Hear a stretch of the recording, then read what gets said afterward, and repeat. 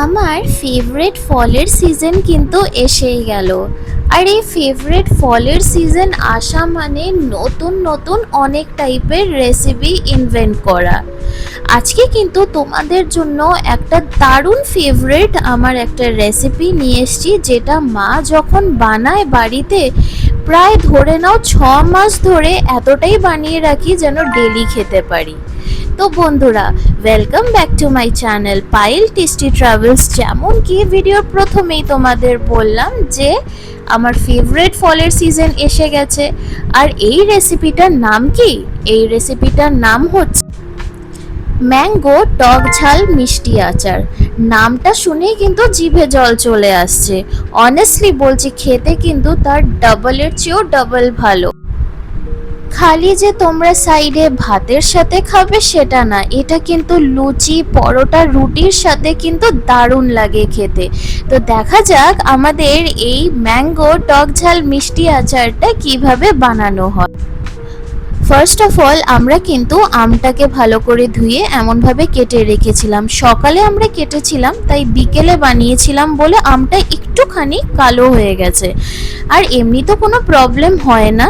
তো যাই হোক, এবার একটা কড়াই নিয়ে নিয়েছি। কড়াইয়ের মধ্যে আমরা নিয়ে নিলাম হচ্ছে সরষের তেল। তারপর এর মধ্যে আমরা শুকনো লঙ্কা দিয়ে দিলাম, আর একটুখানি আমরা নাড়িয়ে চাড়িয়ে নিচ্ছি।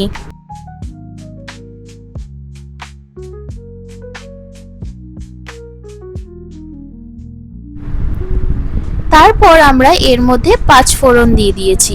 5 ফোড়ন দিয়ে আবার এটাকে একটুখানি আমরা নাড়িয়ে চাড়িয়ে নিচ্ছি। তারপর যে আমগুলোকে আমরা কেটে রেখেছিলাম, আমগুলো কিন্তু এর মধ্যে আমরা দিয়ে দিলাম। তারপর আবার এটাকে কিন্তু ভালো করে আমরা মিক্স করে নিচ্ছি। আম কিন্তু আমার বাড়ির সকলের খুবই একটা প্রিয় ফল। তো এই দিয়ে কিন্তু তোমাদের জন্য অনেক টাইপের রেসিপিস আসতে চলেছে, মানে ডেজার্ট রেসিপিস বলো কি সেভারি আইটেমস, কি আচারের এমন দারুণ দারুণ রেসিপিস।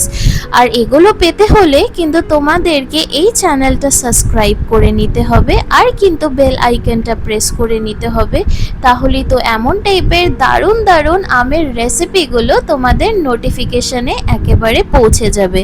আর যেহেতু এটা সামার, তো ওর জন্য কিন্তু সামার স্পেশাল অনেক রেসিপিসই কিন্তু তোমাদের জন্য আসতে চলেছে। যাই হোক, কামিং ব্যাক টু রেসিপি, আমরা কিন্তু এর মধ্যে হলুদ গুঁড়ো দিয়ে দিলাম। তারপর আমরা লঙ্কার গুঁড়ো এর মধ্যে দিয়ে দিলাম। তারপর আমরা দিলাম হচ্ছে কাশ্মীরি লঙ্কার গুঁড়ো। কাশ্মীরি লঙ্কার গুঁড়োটা জেনারেলি যদি দিই আমরা, তাহলে কিন্তু এই আচারের রঙটা কিন্তু খুবই সুন্দর আসবে। তারপর আবার এটাকে আমরা ভালো করে মিক্স করে নিচ্ছি।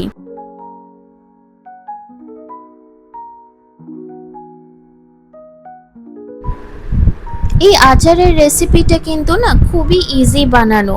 আর এটা কিন্তু অনেক লম্বা সময় অবধি থাকে, খালি তোমরা যদি একটা কন্টেনারের মধ্যে রেখে দাও। আর হ্যাঁ, এটা কিন্তু ফ্রিজারের মধ্যে তোমাদেরকে রেখে দিতে হবে। তাহলে ধরে নাও ইজিলি তোমরা 6 to 8 মান্থস এটা কিন্তু প্রিজার্ভ করে ফ্রিজে রাখতে পারবে, আর যখন ইচ্ছা তোমরা এটা এনজয় করতে পারবে। তারপর কিন্তু এই আমটার মধ্যে আমরা একটুখানি লবণ দিয়ে দিলাম, আবার এটাকে আমরা ভালো করে মিক্স করে নিচ্ছি। এবার দেব আমরা এর মধ্যে চিনি। মিষ্টিটা কিন্তু তোমাদের উপরে পুরো ডিপেন্ড করছে, তোমরা কে কতটা মিষ্টি খাও সেই হিসেবে কিন্তু তোমরা চিনিটা অ্যাড করো। আমরা জেনারেলি খুব একটা মিষ্টি পছন্দ করি না, তো আমরা এইটাকে কিন্তু টক মিষ্টি টাইপের রেখেছি। তোমরা যদি টোটালি মিষ্টির আচার বানাতে চাও, তাহলে কিন্তু একটুখানি আরও বেশি চিনি তোমরা অ্যাড করতেই পারো। জেনারেলি আমি কিন্তু ঝাল বা মিষ্টি বা লবণের অ্যামাউন্টটা কিন্তু আমি বলি না, কারণ যে যার যেমনভাবে পছন্দ সেই হিসেবে কিন্তু তোমরা অ্যাড করতে পারো। কেউ একটু লবণ বেশি খায়, বা কেউ একটু চিনি বেশি খায়, মানে মিষ্টি বেশি খায়, কেউ একটু স্পাইসি পছন্দ করে, তো সেই হিসেবে কিন্তু তোমরা অ্যাড করো। তারপর কিন্তু এটাকে মিক্স করার পর আমরা ঢাকা দিয়ে নিলাম, যেন ভালো করে আমটা সিদ্ধ হয়ে যায়।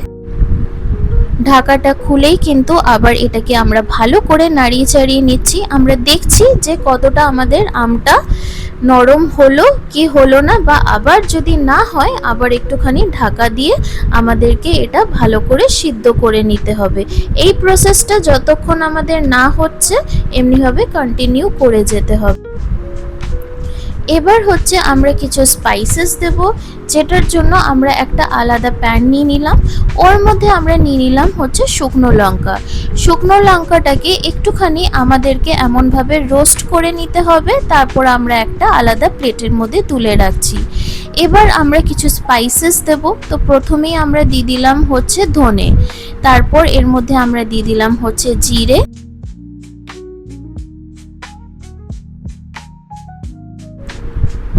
তারপর আমরা এর মধ্যে একটুখানি মেথি দিয়ে নিলাম, তারপর আমরা এর মধ্যে মৌরি দিলাম, আর দিলাম হচ্ছে আমরা এর মধ্যে জোয়ান, তারপর পাঁচফোড়ন।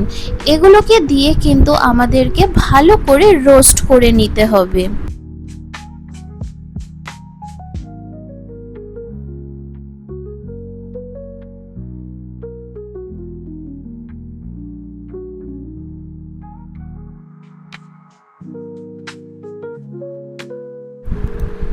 মশলাটা কিন্তু আমাদের ভালোভাবেই রোস্ট হয়ে গেছে। এবার আমরা একটা প্লেটে নামিয়ে রাখছি, আর এইটা ঠান্ডা হয়ে গেলেই কিন্তু আমরা মিক্সচার গ্রাইন্ডারে দেব। গরম অবস্থায় কিন্তু দেব না, ঠান্ডা হয়ে গেলে তারপরে কিন্তু আমরা মিক্সচার গ্রাইন্ডারে দেব।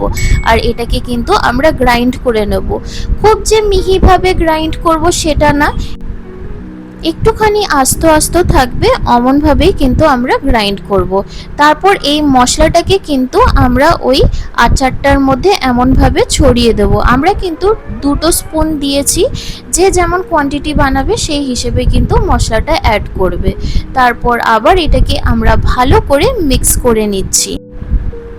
আর আচারটাকে কিন্তু আমাদেরকে ভালো করে শুকিয়ে নিতে হবে, যেন ওই গ্রেভি গ্রেভি ভাব না থাকে। যখন এমন চিটচিট ভাব হয়ে যাবে তখন আমরা বুঝে যাব যে আমাদের আচার কিন্তু একেবারে রেডি। দেখতেই পাচ্ছ আচারটা কিন্তু একেবারে রেডি হয়ে গেছে আমাদের। বাস এবার একটা কন্টেনারের মধ্যে আমরা এটাকে রেখে দিয়ে ফ্রিজারের মধ্যে ইজিলি 6 to 8 মান্থস অবধি আমরা এনজয় করে খেতেই পারবো উইথ এনিথিং। রাইস হোক কি লুচি পরোটা রুটি হোক, সব কিছুর সাথে কিন্তু এই আচারটা দারুণ লাগবে খেতে। So if you like this recipe then please do like and subscribe my channel and press the bell icon for more such amazing recipe. আবার বলি যে সামার স্পেশাল দারুণ দারুণ রেসিপিস কিন্তু তোমাদের জন্য আসতে চলেছে। So stay tuned everyone. And হ্যাঁ, এইটা কিন্তু তোমরা ঘরে নিশ্চয়ই বানিও, অ্যান্ড আমাকে কিন্তু কমেন্ট সেকশনে জানাতে ভুলবে না যে তোমাদের এই পার্টিকুলার আচারের রেসিপিটা কেমন লাগলো। Thank you for watching my video. আবার দেখা হবে তোমাদের সাথে এমনই দারুণ রেসিপিস নিয়ে। টিল দেন সকলে ভালো থেকো, and by everyone, have a good day.